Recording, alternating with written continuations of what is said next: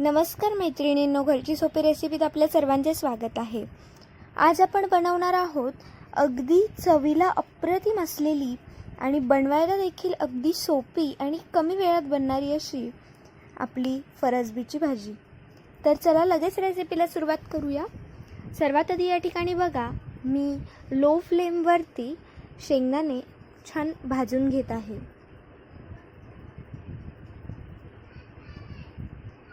आता या ठिकाणी आपले शेंगदाणे छान भाजून झालेले आहेत। आपण लगेच यांना एका प्लेटमध्ये काढून घेऊयात।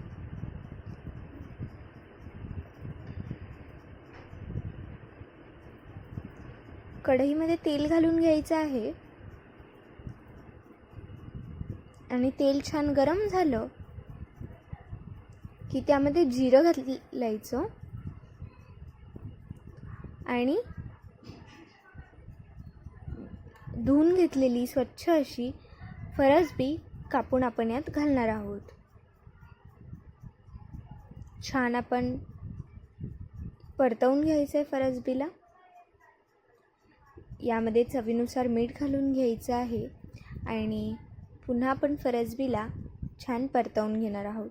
आणि आता या ठिकाणी मी फरसबीवर झाकण ठेवलेलं आहे आणि मिक्सरमध्ये लसूण, मिरची आणि भाजलेले शेंगदाणे घालून घेतलेले आहेत।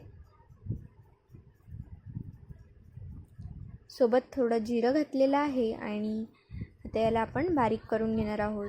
तोपर्यंत या ठिकाणी बघा, आपली फरसबी जवळपास शिजत आलेली आहे। आपण पुन्हा तिला एकदा परतवून झाकण ठेवून घेतलेलं आहे। बघा, पुन्हा आपण 2 मिनिटांनंतर झाकण काढलेलं आहे आणि फरसबीला पुन्हा आपण परतवून घेतलेलं आहे। फरसबी बघा जवळपास शिजलेली आहे छान। आता आपण हिला झाकण ठेवूया आणि साधारणतः 4 ते 5 मिनिटांनंतर बघूया। बघा, आता आपण फरसबीमध्ये हळद घालून घ्यायची आहे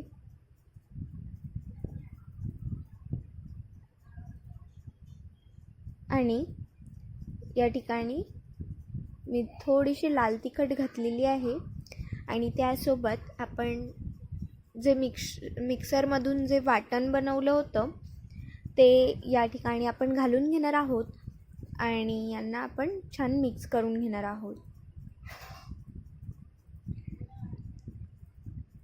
फरसबीमध्ये आपण वाटण अगदी छान मर्ज करून घ्यायचं आहे, सगळीकडे पसरवून घ्यायचं आहे।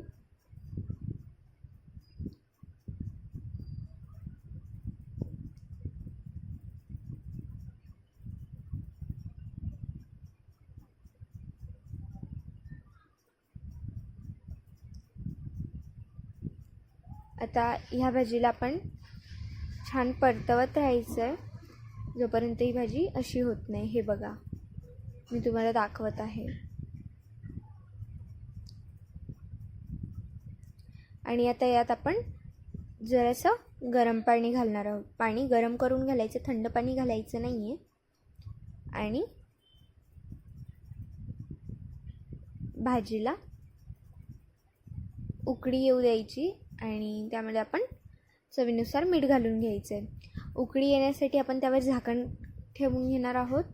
बघा, 5 ते 10 मिनिटांनंतर या ठिकाणी भाजीला छान उकळी येते, तरी आपण पुन्हा 2 मिनिटासाठी झाकण ठेवूया। अगदी बघा, छान तेलाचं वरती तरण आलेलं आहे, तुम्ही बघू शकता। आता आपण भाजीला छान शिजू द्यायचं आहे जेणेकरून भाजीचा फ्लेवर येतो, आणखीन वाढतो, त्याच्यामधलं पाणीसुद्धा आटतं। आणि आता असं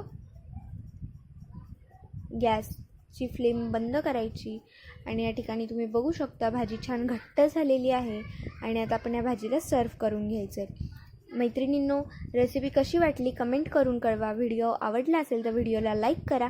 चॅनलला सबस्क्राईब केलं नसेल तर सबस्क्राईब करून बेल आयकॉनसुद्धा प्रेस करा, जेणेकरून नवीन येणाऱ्या व्हिडिओजची नोटिफिकेशन्स तुम्हाला मिळतील। आणि जास्तीत जास्त जणांना हा व्हिडिओ शेअर करा। धन्यवाद।